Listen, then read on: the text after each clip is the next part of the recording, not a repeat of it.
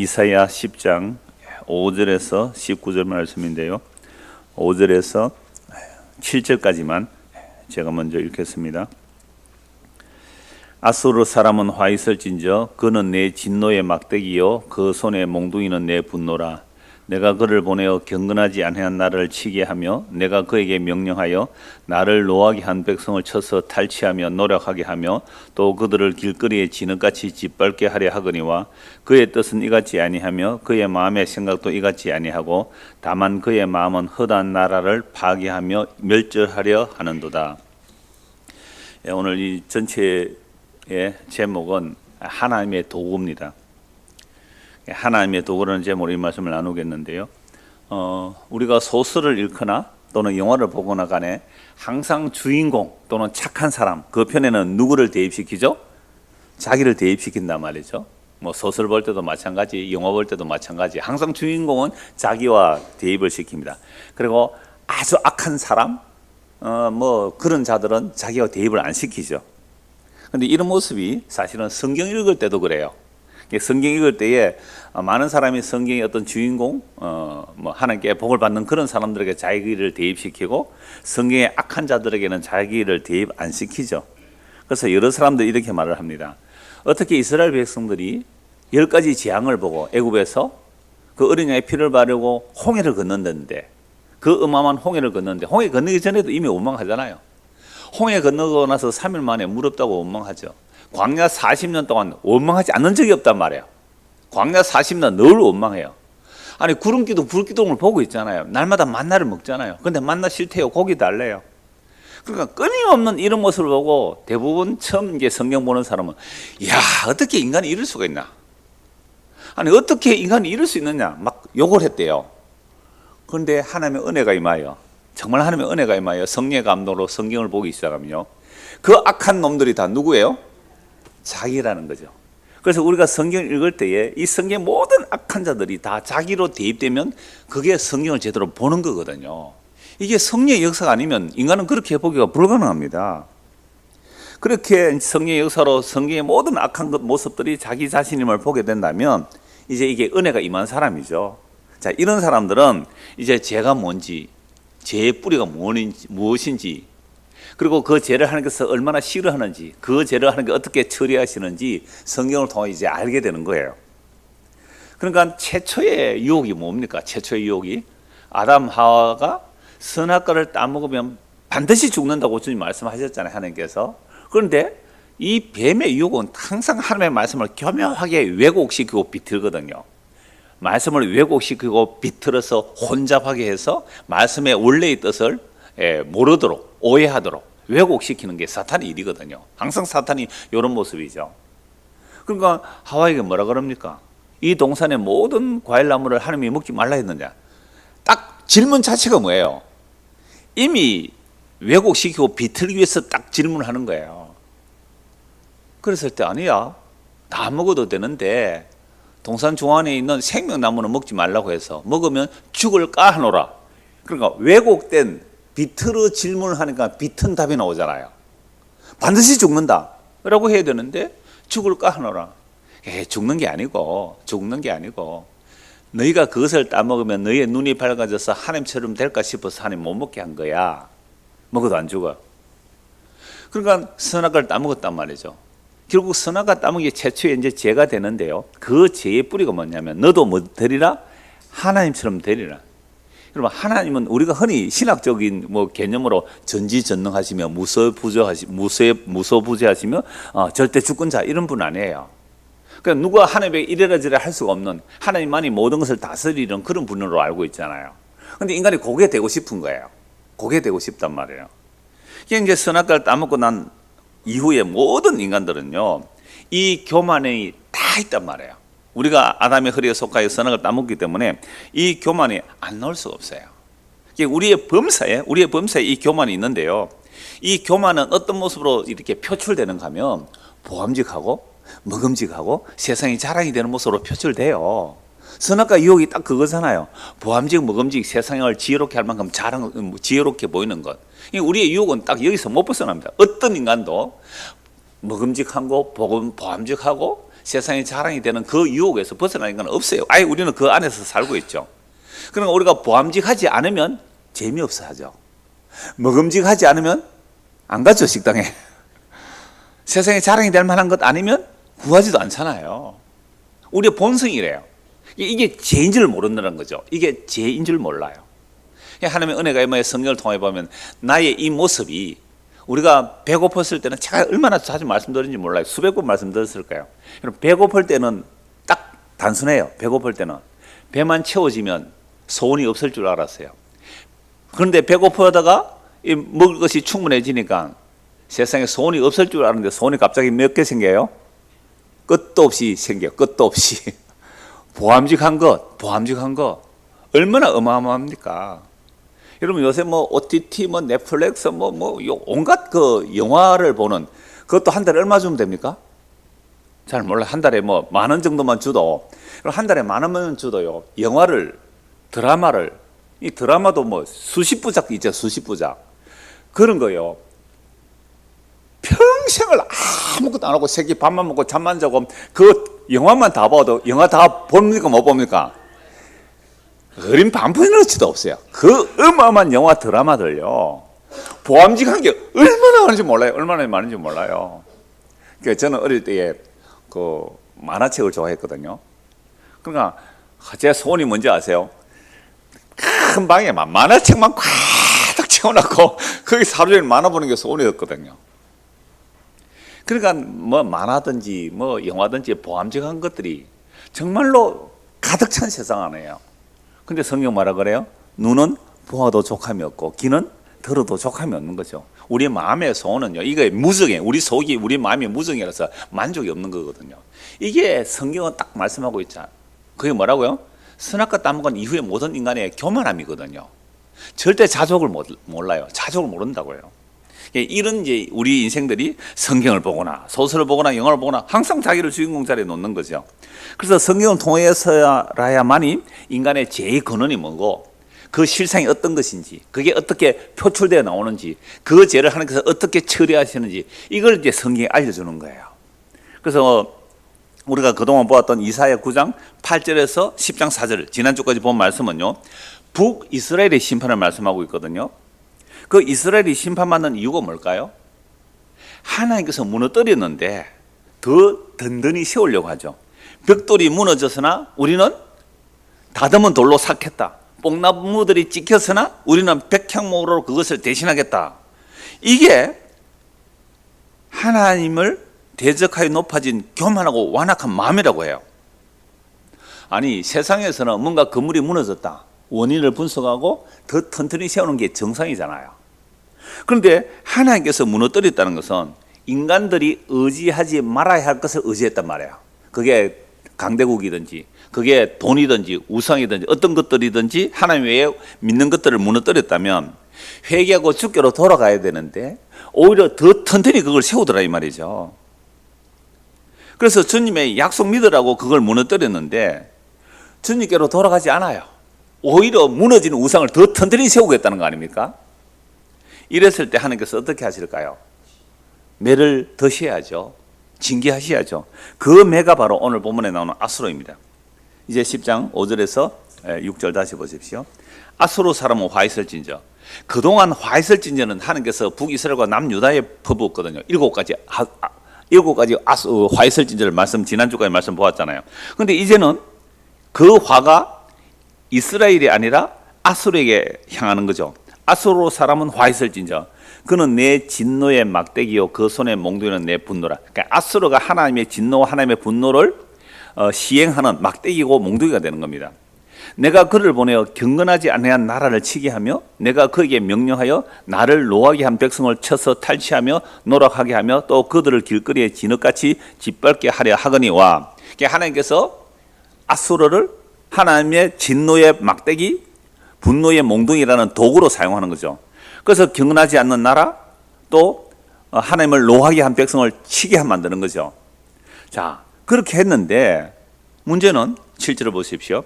그의 뜻은 이같지 아니하며, 그러니까 아수르 왕은 하나님의 마음이 그러하였는데 아수르 왕은 그같지 않다는 거죠.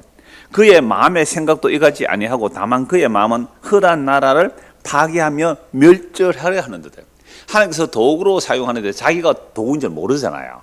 어떻게 알겠어요? 자기가 능력이 있어서 대제국 아수르의 제국의 왕이 되고 그리고 수많은 나라를 짓밟으면서 자기 힘이 강하게 되니까 자기는 대단한 능력자인 줄 아는 거예요. 하나님의 도구인 줄 모른단 말이에요. 그래서 하는 말이 이래요. 8절에서 10절입니다. 그가 이르기를 내 고관들은 다 왕들이 아니냐. 자기의 장관들은 다른 나라의 왕과 같다 이 말이잖아요. 그 정도로 자기는 최고의 황제가 되는 것이고 자기 밑에 있는 그 장군들은 또는 장관들은 다른 나라의 왕과 마찬가지다 이 말이죠. 그래서 갈로는 갈그미스와 같이 아니하며 하맛은 아르밧과 같이 아니하며 사마리아는 다메섹과 같이 아니하냐. 이건 이제 이 아수르가 저 북쪽에서부터 갈로, 갈그미스, 하맛, 아르밧 이 북사마리아 쪽의 동네들 마을 이름들하고 사마리아잖아요. 그런 사마리아, 다메섹 이런 나라들을 다 자기가 물리쳤다는 거죠. 그래서 10절 내 손이 이미 우상을 섬기는 나라들에 미쳤나니 그들이 조각한 신상들이 예루살렘과 사마리아의 신상들보다 뛰어났느니라. 교만을 떨고 있죠. 왜냐하면 아수르를 이긴 나라가 없잖아요. 갈로, 갈그미스, 하맛, 아르밧, 사마리아, 다메섹. 다메섹도 아수르가 접수를 해버리니까 다메섹이 얼마나 강한 나라였어요. 그러니까 사마리아도 무너졌다는 거죠. 그러면서 이제 예루살렘하고 사마리아 그 신상들보다 뛰어난 나라들, 힘 있는 나라들을 내가 다 물리쳤다는 겁니다. 내 손이 이미 우상을 섬기는 나라들에 미쳤다는 거죠. 그들이 조각한 신상들이 예루살렘과 사마리아 신상들보다 뛰어나니라. 사실 뭐 사마리아나 예루살렘은 작은 도시죠. 다메섹에 비하면, 아람에 비하면요. 뭐 갈그미스 같은 나라들 위에 비하면 큰 나라들, 힘 있는 나라들 거기에 비하면 이 사마리아와 예루살렘 아주 작은 나라란 말이죠. 그러니까 이 아수르 왕이 얼마나 교만한지 이렇게 말하는 겁니다. 내가 사마리아와 그의 우상들에게 행함같이 예루살렘과 그의 우상들에게 행하지 못하겠느냐 하는 거다. 여러분 이스라엘 역사를 보면 북이스라엘이 훨씬 우상 숭배를 많이 하죠. 그래서 결국 아수르에 망합니다. 그러니까 사마리아의 우상들을 이 아수르 왕이 무너뜨렸으니까 예루살렘 작은 저 나라 정도는 내가 무너뜨릴 수 있다는 거죠. 그러면 이 아수르 왕의 착각이 뭐예요? 예루살렘의 신도 하나의 우상이라는 거죠. 예루살렘의 여호와 하나님이라는 그 신도 하나의 우상. 그리고 다른 나라들은 신들이 많잖아요. 다신론이죠. 수많은 신들을 섬기는데 예루살렘은 신이 몇이에요? 하나뿐이잖아요. 그러니까 여호와 하나님은 하나뿐인 그 여호와 하나님, 그 조그마한 나라, 그 우상으로 본 거예요. 누가요? 아수르 왕이 예루살렘의 여호와 하나님을 하나의 우상으로 보았다는 거죠. 지금까지 나를 막아낸 왕들이 없다. 그러면 고대의 전쟁은 신들의 전쟁이거든요. 그러니까 아수르가 다메섹을 이겼다면 아수르의 신이 다메섹의 신을 이긴 거예요. 그러니까 아수르 왕이 얼마나 교만해졌을까요? 나를 이긴 신들이 없다. 그들은 우상들이라서 내가 다 무너뜨렸다. 사마리아까지 내가 무너뜨렸다. 이제 예루살렘 하나 남았는데 예루살렘 너희들이 까불고 있지. 그러나 나를 이긴 신들이 없다. 너희 예루살렘 여호와 하나님이라는 그 신도 내가 반드시 하나의 우상처럼 무너뜨리겠다. 요 말을 한 거예요. 남유다도 사실은 우상 숭배를 많이 했죠. 심지어 예루살렘 성전 안에도 우상을 가득 채운 것이 한두 번이 아니잖아요.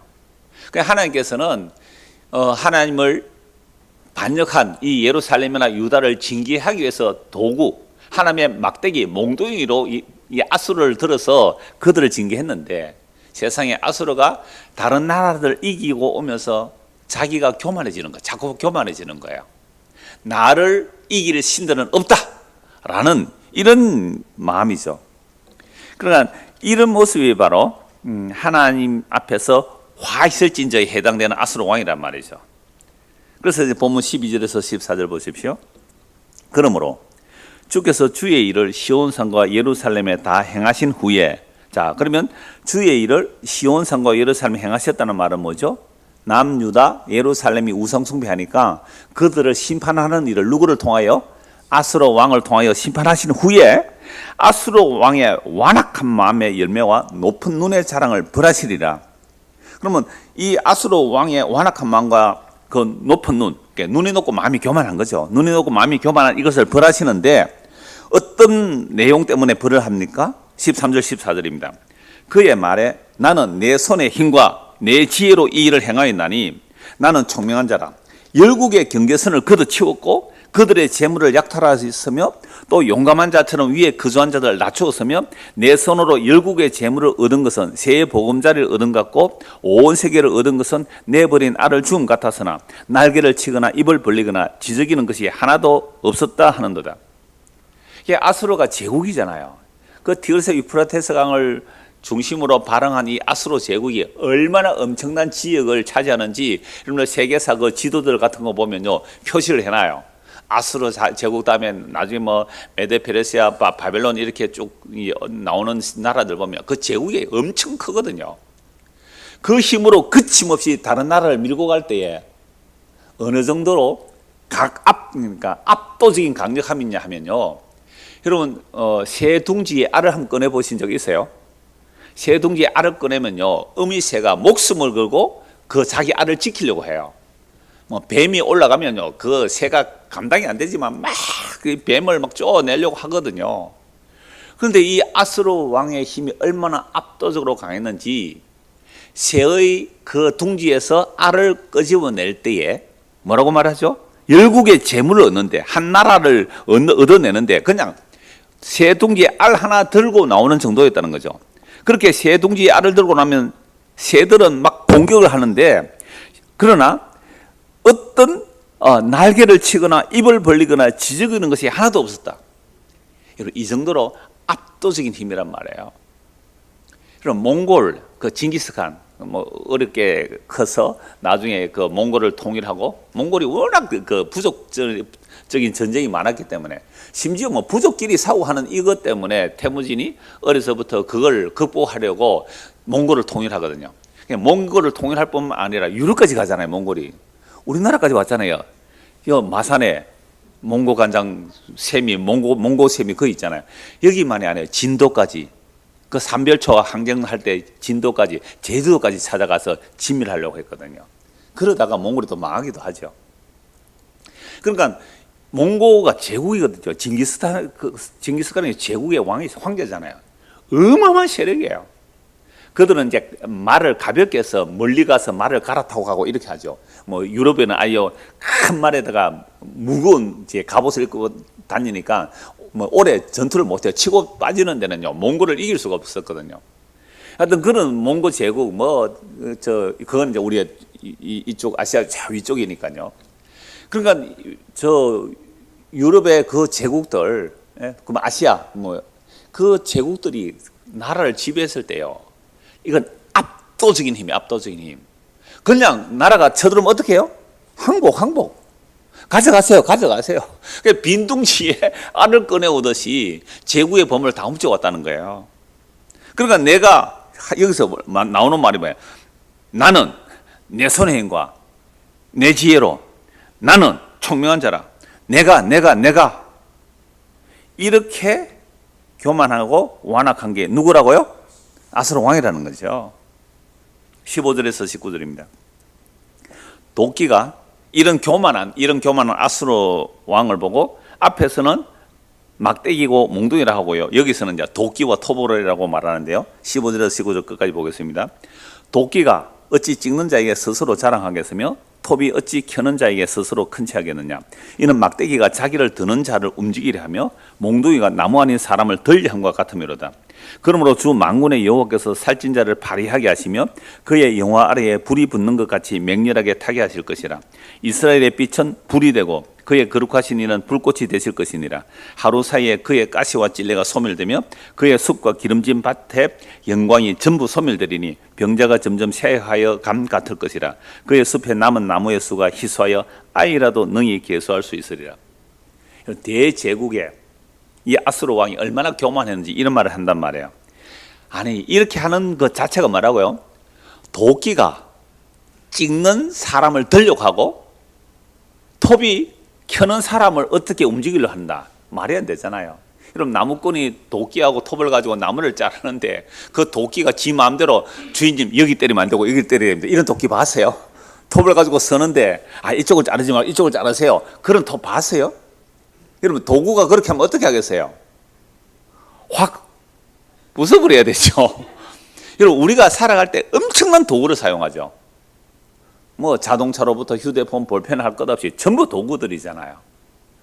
이 옆에 가습기를 하나 해놨는데, 이 가습기가 2주 전에 뭐지 띡 하더만은 가습이 안 돼요. 어떻게 해야 돼요? 그러면 바꿔야죠. 그 수레가 오늘 바꿔서 잘 돌아가고 있단 말이야. 근데 이 가습기가 나 가습기 내가 내뿜기 싫어, 나 안 할래 하면 어떻게 해요? 이거 부숴버려야 되죠. 그런데 오늘 제가 이 말씀을 쭉 보다가 도구인 주제에 주인을 좌우하려고 해요. 여러분, 교회 와서 기도 많이 하러 그러잖아요. 기도 많이 하면 어떻게 해요? 하나님의 보좌를 흔든다고요. 아니, 하나님의 보좌를 흔들어가 내 뜻 이루겠다는 거 아니에요.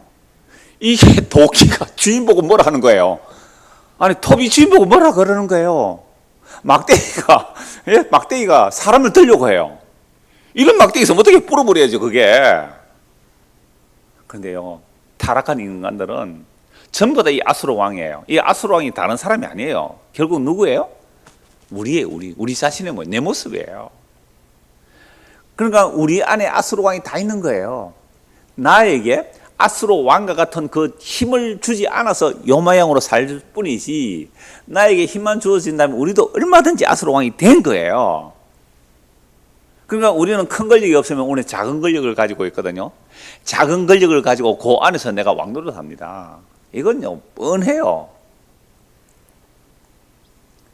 그래서 아수르 왕을 그 하나님의 진노와 분노를 나타내 막대기와 몽둥이로 사용하는데, 도끼와 톱이란 말이에요. 근데 이게 얼마나 교만한지, 지가 마음대로 세상을 막 정복하고, 심지어 예루살렘의 여호와 하나님조차도 하나님 뭐로 봐버리죠? 우상으로 봐버리잖아요. 그래서 하나님께서 이를 심판하는 거죠. 예루살렘을 징계하신 후에 아수르도 징계하는 겁니다. 이런 내용 이사야, 예레미야 참 많이 나와요. 그러니까 예루살렘을 하나님께서 심판해 놓으시고 그 주변 나라 다 심판해 버리는 거예요. 또는 이 동시문 구조인데요, 예루살렘 심판해 놓고 주변을 심판해 가기도 하고, 주변을 차츰 심판하면서 예루살렘을 심판하는 것도 있어요. 그러니까 항상 예루살렘을 중심으로 하나님께서 하시는데요. 그래서 이 교만을 이제 심판해 버리면 어떻게 되는 겁니까? 살찐 자가 발휘하게 될 것이고, 그 영화로움이 불에 탈 거라는 거죠. 맹렬한 불에 타르는데 이스라엘의 빛은 불이 되고 그의 거룩하신 하나님이 불꽃이 되어서 하루 사이에 그들을 다 찔레를 불태우듯이 불태워버리겠다는 거죠. 그러면 숲과 기름진 밭의 영광이 전부 소멸되리니 병자가 새야 가진 같이 약해질 것이다.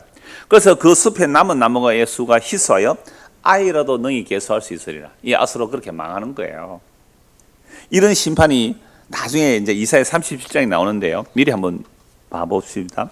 이사야 37장. 이때 이사야 37장 볼 때 다시 보겠습니다만은, 그 히스기야 왕 때에 아수르 왕이 그 예루살렘을 포위하고 아주 교만한 말을 하잖아요. 야, 히스기야 말 듣지 마라. 뭐 히스기야가 하나님을 믿고 항복하지 말라고 그러는데 속지 말라. 막 아주 교만한 말을 하죠. 그러니까 히스기야하고 이사야 선지자에게 부탁해서 기도하죠. 그 편지를 갖다 성전에 갖다 놓고 기도했을 때요. 이사야 37장 33절 보십시오. 그러므로 하나님께서 예루살렘을 또 심판하긴 하죠. 32절부터 볼게요. 이는 남은 자가, 다음 주에 설교 제목이 남은 자가 돌아오리라는 말씀인데요, 남은 자가 예루살렘에서 나오며 피하는 자가 시온에서 나올 것임이라. 만군의 여호와의 열심히 이를 이루시라. 하나님께서 아수르를 뭐로 사용해요? 몽둥이로 사용해서 예루살렘을 징계하시죠. 하나님의 택한 백성들의 징계는 돌이키고 회개하여 주께로 구원하기 위한 징계예요. 그래서 그들을 징계하신 후에 교만해진 아수르는 이제 심판하는 내용입니다. 33절. 그러므로 여호와께서 아수르 왕에 대하여 이같이 이르시되, 그가 이 성에 이르지 못하며 화살 하나도 이리로 쏘지 못하며 방패를 가지고 성에 가까이 오지도 못하며 흉벽을 쌓고 치지도 못할 것이요, 그가 오던 길 곧 그 길로 돌아가고 이 성에 이르지 못하리라. 나 여호와의 말이니라. 대전 내가 나를 위하며 내 종 다윗을 위하여 이 성을 보호하며 구원하리라 하셨나이다 하니라. 히스기야 왕이 이사야 선지자 기도 요청했을 때 이사야 선지자가 하나님의 응답을 히스기야 왕에게 보내는 거죠. 그 아수르 왕이 그 큰 대군을 몰고 왔지만 예루살렘에 향하여 뭐도 하나 못한다고요? 화살도 하나 쏘지 못하고 돌아가리라 라고 말하고 있잖아요. 그러니까 아수르 왕이 지금까지 수많은 나라들을 이기고 제국의 왕이 되었는데 자기 힘과 자기 능력과 자기 지혜인 줄 알았어요. 그래서 뭐도 우상으로 보았다고요? 예루살렘의 여호와 하나님도 우상으로 보고 무너뜨리려고 하다가 36절입니다. 여호와의 사자가 나가서 아수르 진중에서 18만 5천인을 쳤으므로 아침에 일찍이 일어나 본 적 시체뿐이라. 아수르 왕 18만 5천 하루아침에 시체가 되었더라. 열왕기에 보면 송장이 되었더라. 이 아수르의 사네립 왕이 떠나 돌아가서 혼자 도망갑니다. 니느웨에 거주하더니 자기 신 니스록의 신진에서 경배할 때에 그의 아들 아드람멜렉과 사레셀이 그를 칼로 죽이고 아라라 땅으로 도망하였으므로 그의 아들 에살핫돈이 이어 왕이 되니라. 여러분, 이 아수르 왕의 교만이 하루아침에 18만 5천을 다 잃어버리고 니스록 그 자기들의 신, 자기 신 니스록의 신진에 경배할 때 누가 죽여버린다고요? 세상에 아들 둘이 아버지를 죽여버려요. 그러니까 아수르 왕이 왜 이렇게 심판받는 거죠? 도구인 주제에 자기가 도구인 줄 모르고 교만하여 내 손의 힘과 내 능력과 내 지혜로 했다. 그게 망하는 모습이죠. 자, 그런데 오늘 우리는 그렇게 살지 않아요? 지금 오늘 저와 여러분들이 지금 이렇게 우리가 누리고 살아가는 거, 밥 먹고 이렇게 뭐 따뜻한 집에 따뜻한 물이 나오는 자기 차를 타고 다니면서 사는 이 모든 것들이 이런 누구 힘과 누구 능력으로 만들어진 거예요? 이게 내 능력과 내 지혜 아닙니까? 이거 정말 하나님의 은혜로 인정해요? 정말 하나님의 은혜로 인정해요? 그럼 오늘 다 두고 가십시오. 그래서 집으로 가십시오. 원래 하나님 거니까. 그냥 우리는요, 말은 하나님의 은혜입니다. 말은 사실 우리에게 물어보면 하나님의 은혜라 그래요. 이건 그래도 내 능력과 그래도 내 지혜로 그래도 내가 열심히 회사 가서 일하고 내가 열심히 이런 저런 일을 해서 이걸 내가 가졌습니다. 이렇게 말합니까? 그러니까 아수르 왕이 어디에 있어요? 내 안에 있어요. 내 안에 있어요. 자신이 도구인 줄 모르고 교만하였던 아수르 왕이 심판을 받죠. 그럼 아수르 왕의 그 마음 상태가 어떠한가 아까 보았죠? 13절 한번 보십시오. 12절. 그러므로 주께서 주의 일을 시온산과 예루살렘에 다 행하신 후에 아수르 왕의 완악한 마음의 열매와 높은 눈의 자랑을 벌하시리라. 이걸 간단히 말하면 뭐예요? 눈이 높은 것과 마음이 교만한 거예요. 제가 읽어드릴게요. 시편 101편 5절입니다. 자기의 이웃을 은근히 헐뜯는 자를 내가 멸할 것이요 눈이 높고 마음이 교만한 자를 내가 용납하지 아니하로다. 여러분들 이웃을 은근히 헐뜯은 적 있습니까? 없습니까? 속으로만 답하세요. 여러분 이웃을 은근히 헐뜯을 때 언제 은근히 헐뜯습니까? 이웃이 잘 안 됐을 때 헐뜯습니까? 잘 됐을 때 헐뜯습니까? 그렇죠. 이웃이 잘 됐을 때 은근히 헐뜯죠. 어떻게 헐뜯어요? 아, 저거 부정하게 돈을 벌었다 그러더라. 아, 저거 말이지, 뭐 어떻다 그러더라. 저 아들이 어떻게 아버지 백으로 뭐 썼다 그러더라. 뭐 총장의 백으로 뭐 어느 대학 들어갔다더라. 이렇게요. 없는 말도 어떻게요? 지어내서 은근히 헐뜯어요. 왜요? 내보다 높은 것을 보기를 싫거든. 내보다 높아진 게 싫은 거예요. 내보다 잘난 게 싫은 거예요. 그게 어디서도 그래요? 교회당 안에서 그래요. 교회당 안에서. 내보다 잘난 것들이 싫어요. 그 은근히 헐뜯는다고요. 은근히 저 11조도 제대로 안 하고 저 집 샀을까 이런단 말이에요. 감상금도 제대로 안 하고 말이지. 자기를 해서 비축했을 거야. 은근히 헐뜯는 자를 하나님이 멸하는 이유가 뭐예요? 눈이 높고 마음이 교만한 것을 그래요. 내보다 높은 것을 보지를 못하겠다는 거예요. 이게 압살롬 신드롬이라 그래요. 압살롬이 아버지께로 가는 백성들의 마음을 도둑질하거든요. 그래서 아버지 죽이려고 하는 게 압살롬 아닙니까? 그러니까 우리는요, 남이 잘 되는 거예요. 오죽하면 사촌이 논을 사는데 왜 배가 아파요? 그래서 갑자기 배 아프면 뭐라 그래요? 사촌이 논을 샀나? 아니, 사촌이 논 샀으면 잘 됐다고 해야 되잖아요. 근데 사촌이 논 샀다고 배 아프대요. 그러니까 우리 속담만 해도 인간의 죄가 어떠한지를 다 드러내고 있거든요. 남을 은근히 헐뜯는 것. 그게 눈이 높고 마음이 교만해서 그래요. 잠언 21장 4절입니다. 눈이 높은 것과 마음이 교만한 것과 악인이 형통한 것은 다 죄니라. 눈이 높고 마음이 교만한 것이요. 그런데 악인이 형통하는데 그거 다 죄거든요. 근데 우리는 정말 내 눈이 높고 마음이 교만한 것을 죄를 죄로 여깁니까? 아니에요. 여러분, 우리 눈이 높고 마음이 교만해지면요, 제가 아까도 말씀드렸잖아요. 배고플 때는 거친 음식이라도 달아요. 근데 배가 부르고 나면요, 거친 음식이 싫어요. 우리의 욕망은 내가 나를 가늠할 수가 없어요. 어떤 죄가 어떻게 터져 나오는지 우리는 알지 못해요. 근데 우리는 그거 죄로 안 여겨요. 죄를 안 여기고 당연하다고 해요. 나는 이런 것을 누려 마땅하다는 거예요. 도구 주제에 어떻게 자기가 주인이 쓰시기에 마음대로 쓰시는데요. 금그릇도 있고 은그릇도 있고 나무그릇도 있고 수많은 그릇을 주님께서 마음대로 쓰시는 거잖아요. 근데 우리는 자기가 도구인 줄 모르는 거예요. 그래서 성경 신약에서 몇 곳 보면서 오늘 말씀을 마무리하려고 하는데요. 로마서 9장을 한번 보십시오. 로마서 9장 13절입니다.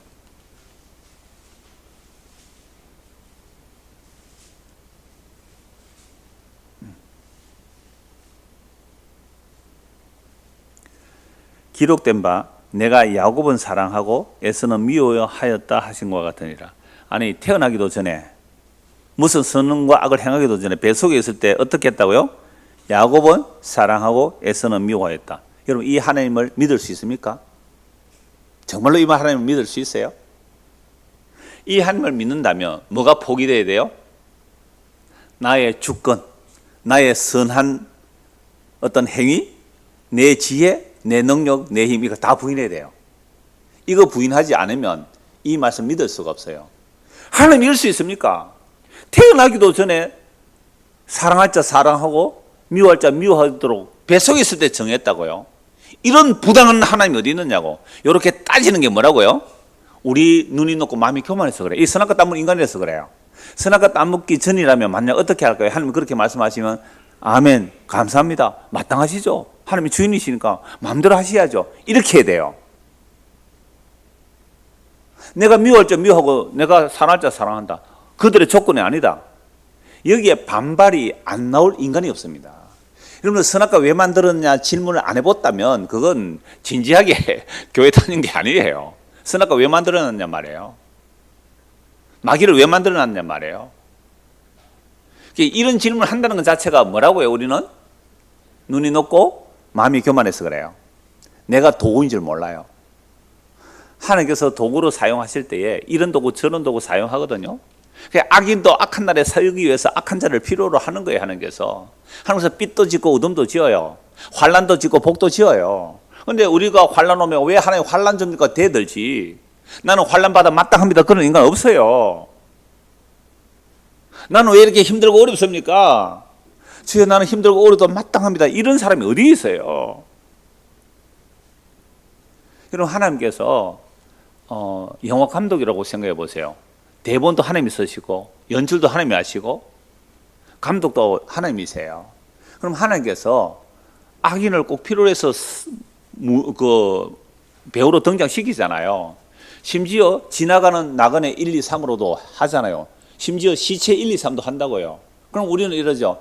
나는 왜 시체 1, 2, 3으로 해요? 나그네 1, 2, 3. 나그네 1, 2, 3이 나그네로 지나가야 되는데 잘난 체 한다고 고개를 한번 돌리면 어떻게 해요? 감독이 잘라버립니다, 그거. 그럼 그 영화에 그러면 안 되는 거거든요. 총 맞아서 억하고 죽을 할 때, 억하고 죽었는데, 으악! 하고 죽잖아요. 잘립니다, 그거. 지가 드러내 보이려고, 돋보이려고. 우리가 이력서 쓸 때 뭐 하려고 해요? 포장합니까? 안 합니까? 포장하잖아요. 그 문제 때문에 우리 노예 안에 또 어떤 교회가 문제가 되었어요. 그러니까 우리가 하나님의 도구인 줄 진짜 모르고 살아요. 진짜 도구인 줄 모르고 살아요. 그래서 옛날에 제가 똥침 막대기 한번 얘기한 적 있잖아요. 목사의 역할은 똥침 막대기다고. 여러분, 옛날 재래식 화장실에요, 그 똥을 퍽할 때 그 밭에다 그릇만 한다고 다 똥장군의 그름을 지고 가잖아요. 그거 할 때 휘휘 휘져야 돼요. 똥침 막대기. 그 저희 어릴 때 시골집에도 화장실 뒤에 뭐 항상 똥침 막대기가 있어요. 그 똥침 막대기 밑에는 뭐가 묻어 있어요? 똥이 항상 묻어 있어요. 뚝뚝 굳어가지고. 그럼 그 똥침 막대기가 있다가 주인님, 아니 나와 저 지게 짝대기가 똑같은데 지게 짝대기가 나와 똑같은 나무인데 왜 지게 짝대기는 지게 짝대기로 쓰고 나는 똥침 막대기로 씁니까? 라고 항의할 똥침 막대기가 있습니까? 없습니까? 없다는 거예요. 이 하나님께서 지금 아수르 왕의 교만을, 이스라엘의 백성들의 죄악을, 오늘 우리의 죄악을 이렇게 성경 말씀하고 있어요. 여러분, 우리가 도구예요. 근데 우리는 하나님 이럴 수 있냐고 따지고 든단 말이에요. 14절 로마서 9장 14절 그런즉 우리가 무슨 말을 하리요? 하나님께 불의가 있느냐? 그럴 수 없는 일합니다. 여러분, 하나님 불의가 없어요. 그럴 수 없는 거예요. 모세에게 이르시되 내가 긍휼히 여길 자를 긍휼히 여기고 불쌍히 여길 자를 불쌍히 여기리라 하셨으니 그런즉 원하는 자로 말미암음도 아니요 다른 박질하는 자로 말미암음도 아니요 오직 긍휼히 여기시는 하나님으로 말미암음이니라. 여러분, 열심히 달려간다고 1등 하는 거 아니고요, 주여 부르짖는다고 응답해 주시는 것도 아니더라는 거죠. 성경이 바로에게 이르시되 내가 이 일을 위하여 너를 세웠고 곧 너로 말미암아 내 능력을 보이고 내 이름이 온 땅에 전파되게 하려 함이라 하셨으니 그래서 하나님께서 하고자 하시는 자를 긍휼히 여기시고 하고자 하시는 자를 완악하게 하시느니라. 그러니까 우리가 하나님 앞에서 긍휼의 대상으로 입음을 받았다, 말할 수 없는 영광이잖아요. 우리가 완악의 대상으로 입어도 우리는 할 말이 없어요. 진노의 그릇으로 사용도 우리 할 말이 없다고요. 19절 혹 네가 내게 말하기를 그러면 하나님이 어찌하여 흠을 하시느냐? 아니 원래 하나님이 긍휼을 베풀 자 긍휼을 베풀고 완악하게 해서 완악하게 됐는데 그럼 완악한 자를 왜 지옥 보냅니까? 따지는 것이 누구라고요? 우리예요. 이게 뭐라고요? 마음이 완악하고 눈이 높은 거예요. 눈이 높고 마음이 교만한 거예요. 이게 선악과 땀 인간에 다 있는 죄예요. 그래서 이 말씀에 우리가 정말로 아멘이 되려면, 이 말씀에 아멘이 되려면 여러분 어느 정도로 얻어 터져야 되겠어요? 지 잘났다고 지가 주인인 줄 알고 살아가는 우리의 주체성, 우리의 자의 이 어마어마한 죄악이 어떻게 깨져야 되겠어요? 이 사람아, 네가 누구에게 감히 하나님께 반문하느냐? 시험을 받은 물건이 지은 자에게 어찌 나를 이같이 만들었냐 말하겠느냐? 토기장이가 진흙 한 덩이로 하나는 기이 설 그릇을 하나는 천이 설 그릇을 만들 권한이 없느냐? 만일 하나님이 그의 진노를 보이시고 그의 능력을 알게 하고자 하사 멸하려고 준비된 진노의 그릇을 오래 참으심으로 관용하시고 또한 영광 받기로 예배하신 바 긍휼의 그릇에 대하여 그 영광의 풍성을 알게 하고자 하셨을지라도 무슨 말 하리요? 이 그릇은 우리니 곧 유대인 중에서뿐 아니라 이방인 중에서도 부르신 자니라. 하나님의 긍휼을 받은 자들이 바울과 지금 복음을 전하고 복음을 믿는 그들과 이방인들도 하나님께서 그렇게 긍휼로 불러내셨다는 거죠. 그래서 이건 이미 호세아의 글에서도 이르기를 내가 내 백성 아닌 자를 내 백성이라 사랑하지 않은 자를 사랑한 자라 부르리라. 너희는 내 백성이 아니라 한 그곳에서 그들이 살아계신 하나님의 아들의 일컬음을 받으리라 함과 같으니라.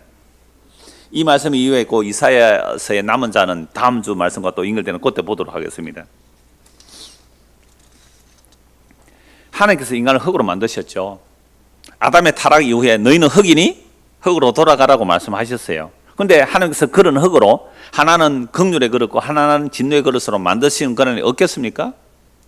토기장이가 같은 진흙으로 자기 용도에 맞게 사용하는 거죠. 똑같은 흙인데 하나는 밥그릇으로 만들 수 있고 하나는 요강단지로 만들 수 있는 거예요. 하나는 똥장구로 만들 수 있는 거고요. 그런데 흙이 있다가 주인님 제 흙이나 내 흙이나 똑같은데 왜 쟤는 밥그릇으로 만들고 나는 왜 이렇게 똥그릇으로 만듭니까 하면 주인이 어떻게 하겠어요? 그런 그릇을 부숴버리지 않겠어요? 그런데도 타락한 인간은 왜 이래요 하고 너무 원망하더란 말이에요.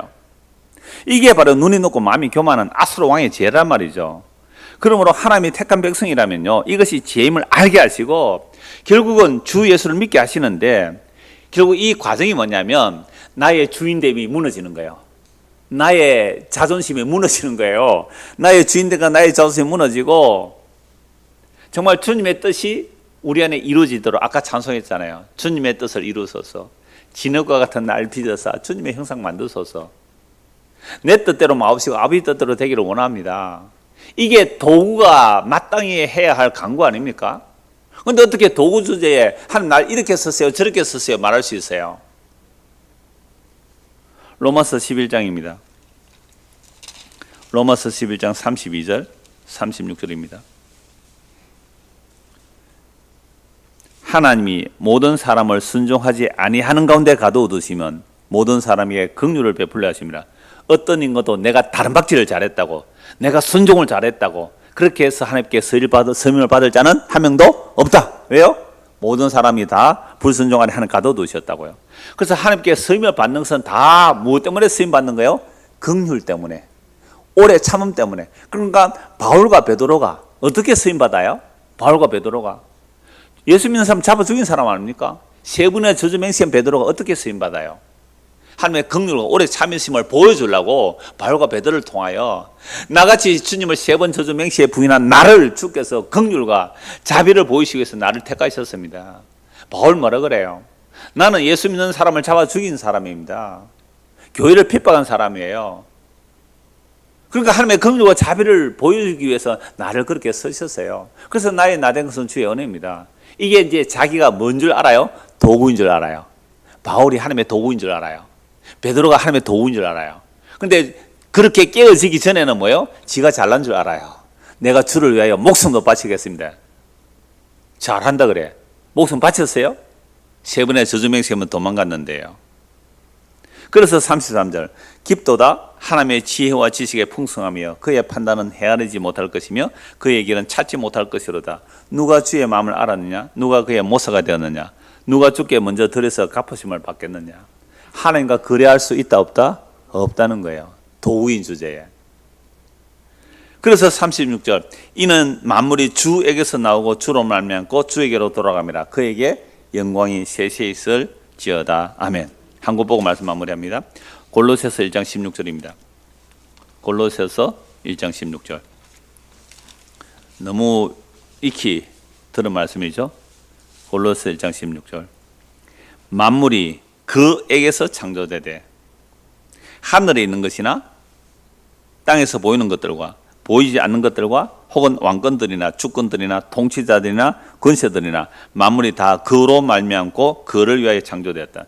하늘의 천사들도 하늘의 해와 달과 별들도 이 땅의 것들도 보이는 것이나 보이지 않는 것들 모든 것들이 다 누구를 위하여? 예수님을 위하여, 예수님께서 예수님을 위하여 창조한 거잖아요. 그러니까 이 천지 만물은 다 도구들이에요. 예수님의 도구들이에요. 또한 그가 만물보다 먼저 계시고 만물이 그 안에 함께 섰느니라. 그는 몸인 교회의 머리시라. 그가 근본이시요 죽은 자들 가운데서 먼저 나신 이시니 이는 친히 만물의 으뜸이 되려 하심이요 아버지께서는 모든 충만으로 예수 안에 거하게 하시고 그의 십자가의 피로 화평을 이루사 만물 곧 땅에 있는 것들이나 하늘에 있는 것들이 그로 말미암아 자기와 화목하게 되기를 기뻐하심이라. 여러분 만물이 다 예수님께서 예수님을 위해서 만드셨다는 것을 누구는 알아야 돼요? 교회는. 왜요? 교회의 머리가 예수님이니까. 그럼 오늘 저와 여러분들이 교회로 모였습니다.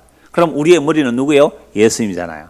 그러면 예수님의 지시를 받으면 예수님의 몸이잖아요. 그죠? 그러면 교회 안에서 여러 은사들이 있죠. 여러 기능들이 있잖아요. 손의 역할, 발의 역할, 입의 역할, 뭐 할 일들이 있어요. 그 일들을 할 때에 예수님께 이렇게 말하죠. 나는 왜 맨날 식당 봉사만 해야 돼요? 저 목사는 맨날 앞에서 설교만 하고 왜 이래요? 이게 아론에 대해서 원망한 레위 지파와 다를 바가 없죠. 직분이 기능의 차이지 신분의 차이는 아니거든요. 몸에 어떻게 차별이 있어요? 손이 발대로 뭐라 할 수 없고요. 입이 뭐 코 보고 뭐라 할 수 없잖아요. 한 몸이거든요. 그래서 교회만이 뭘 아느냐면 예수 그리스도가 머리시고 그리고 만물이라는 것은 다 예수님을 위하여 만들어진 만물이 다 예수님의 도구들임을 아는 거예요. 이게 교회만이 알아요. 그런데 교회로 모인 우리가 도구인 주제에 예수님을 지고 흔들려고 해요. 예수님을 지고 흔들려고. 하나님을 지고 흔들려고 해요. 이게 말이나 되는 이야기입니까? 도구 주제에. 그러니까 진짜 성령이 임하여 우리의 죄가 뭔지를 알고 회개하고 예수를 믿으면 주님의 뜻을 이루소서. 내 뜻대로 마옵시고 아버지 뜻대로 되게 하옵소서. 그렇게 기도할 뿐만 아니라 현재 나의 처한 삶의 정황을 우리는 뭐 할 수밖에 없어요? 감사할 수밖에 없어요. 분에 넘치는 과분한 은혜예요. 어떻게 나 같은 죄인이 지옥의 땔감으로 사용돼도 마땅한 내가 하나님의 긍휼과 자비를 입어 내 죄가 예수를 죽였지만 그 예수는 나를 용서하셨다는 이 복음이 들려지고 예수를 나와의 주와 그리스도로 믿게 되고 주님의 뜻이 내 안에 이루어지기를 원합니다. 이런 고백을 하는 자들이 성령이 임하여 예수 믿는 자들이거든요. 이런 자들은 범사에 감사하는 것이 지극히 당연해요. 근데 우리가 범사에 감사 안 했죠. 이거 뭐예요? 또다시 내 안에 내 육체 속에 또 다른 뭐예요? 죄가 스물스물 올라오는 거예요. 그래도 내가 이만큼 했는데 나는 장로도 안 시켜주고 말이지, 나는 근사도 안 되게 해주고 말이지. 이게 뭐냐고. 내 안에 스물스물 올라와요. 나는 이렇게 열심히 봉사했는데 저 마리아나 꼼짝없이 가만히 앉아있는데 예수님의 사랑만 받고 화가 나는 거예요. 마르다가. 그러니까 이미 우리 인간이라는 것 자체가 성경을 통하여 보면 정말 내 마음이 교만하고 눈이 높아서 도구인 주제에 도구임을 모르고 살아가는 것, 도구인데 도구임을 모르고 사는 것, 이걸 성경 죄라고 그래요. 그래서 이 복음을 통하여 우리의 죄가 뭔지 드러나게 되면요, 주여, 내가 그동안 나를 주장하고 살았던 자기 중심성, 나를 주장하고 살았던 이 모든 것이 죄임을 하고 회개하고 예수를 믿게 되는 거예요. 그렇다면 우리에게 일어나는 모든 상황은요, 우리에게 일어나는 모든 상황, 그게 인간관계이든 어떤 물질의 관계이든 뭐 이익과의 관계이든 교회 안에서 일어나는 모든 상황은요, 하나님께서 우리를 뭐 하시는 과정이에요? 하나님께서 우리의 자리를 알게 하시는 수많은 도구들이죠. 우리 주변에. 그러니까 나 하나를 하나님께서 항복시키기 위하여 여러분 80억의 인구가 동원되는 거예요. 천사들까지 동원되는 거예요. 나 하나를 뭐 하려고요? 하나님 앞에 온전히 무릎 꿇게 하려고. 그 십자가 앞에, 저주받은 십자가 앞에 온전히 무릎 꿇게 하려고 하나님은요, 천사들까지 동원하시고 온 80억의 인구를 동원하여 IMF도 동원하고 코로나도 동원하여 예수 그 이름 앞에 무릎 꿇게 하시는 일, 어떻게 하나님의 이 사랑을 받았다면 감사하지 않을 수가 있겠습니까? 이 이야기하고 마칠게요. 오늘 저는 홈페이지 딱 열면 이제 다음이 먼저 뜨는데요. 제가 다음 메일을 쓰기 때문에 그렇게 해놨는데, 그게 이렇게 짧은 TV 프로그램 소개가 나오잖아요. TV 프로그램 소개가 나와요. 뭐 유퀴즈 프로그램 소개 같은데요. 84세 된 할머니가 이번에 수능을 치렀대요. 보셨어요 혹시? 84세 된 할머니가 수능을 치렀어요. 꼬부랑 할머니가 수능을 치렀대요. 물론 창원과 뭐 좀 연결이 있더라. 창원의 딸이 뭐 할머니에게 뭘 보내줘 그랬다 그러던데요. 이 할머니가 수능을 치렀는데 점수가 얼마나 나왔는가 관심 없어요. 그리고 영어를 한대요. 영어를 하는 이유가 미국의 뭐 손자들하고 손주들하고 이제 영어로 말하려고 준비한다 그러고, 그 다음에 수능을 84에 쳤는데 대학에 가고 안 가고 그분에게 무슨 의미가 있겠어요? 그분이 가장 감격하는 거 잠시 봤거든요. 한 1분 정도, 그걸 짤이라 그러잖아요. 한 1분 저 예고편을 보여주는데, 자기가 84세 할머니가 수능장에 갔는데 책상 있잖아요. 책상에 자기 이름표가 붙어 있는 거예요. 그 이름표를 쓰다듬은 거예요. 어떻게 84세 된 할머니 같은 내가 이 수능을 치를 수 있느냐고, 이 수능장에 들어올 수 있느냐고. 저는 이걸 보면서요, 오늘 저와 여러분들이 내가 예수를 믿고 하나님의 이름에 생명체 기록되었고 예수의 이름에 무릎 꿇을 수 있다고요. 그래서 우리의 이름이 주님 앞에 있다는 이 감격 하나만으로, 아니 천국에 상이 있고 없고 천국 가고 못 가고, 그거보다 더 중요해 뭐예요? 어떻게 나 같은 이름이 주님의 이름 앞에 무릎을 꿇고 주의 이름을 부를 수 있는가? 저는 그 84세 할머니의 그 감격스러운 모습이 오늘 예수를 주와 그리스도를 믿는다는 우리 안에 있는지 돌아보자는 거예요. 어떻게 나 같은 죄인이 주의 살을 찢어주시고 피를 흘려주셔서 우리를 자기의 몸 삼으신 그 주님의 이름을 부를 수 있다면요, 내가 평생 나는 발가락 역할을 할지라도, 나는 발톱의 역할을 할지라도 그건 정말 감사할 일이거든요. 이 도구됨, 그리스도의 몸에 붙은 도구됨의 이 기쁨, 이 감사가 우리 안에 온전히 회복되어지기를 간절히 소원합니다. 기도하겠습니다. 하나님 아버지, 끊임없이 눈이 높고 마음이 교만하여 자족할 줄 모르고 감사할 줄 몰랐던 우리들의 모습입니다. 도구 주제에 내 힘과 내 능력과 내 명철과 내 지혜가 이런 일을 이루었다고 하는 그 아수르 왕이 어떻게 심판받는지를 보았습니다. 이스라엘 백성들도 아수르 왕과 다를 바 없이 똑같이 마음이 교만하고 눈이 높았습니다. 그러나 하나님이 자기 백성 다시 징계하셔서 마음을 낮추시고 눈을 낮추셔서 십자가 지신 예수 그리스도 이름 앞에 무릎을 꿇게 하십니다. 그럴 때에 어떻게 나 같은 죄인이 주의 이름을 부르게 되었는가 감격할 수 있는, 84세 할머니가 자기 이름이 수능장에 있다는 그거 하나로 감격하는 그 감격과 비교할 수 없는 참된 감사와 자족과 기쁨이 우리 모두에게 임할 수 있도록 은혜를 베풀어 주시옵소서. 예수 그리스도 이름 받들어 기도드리옵나이다. 아멘.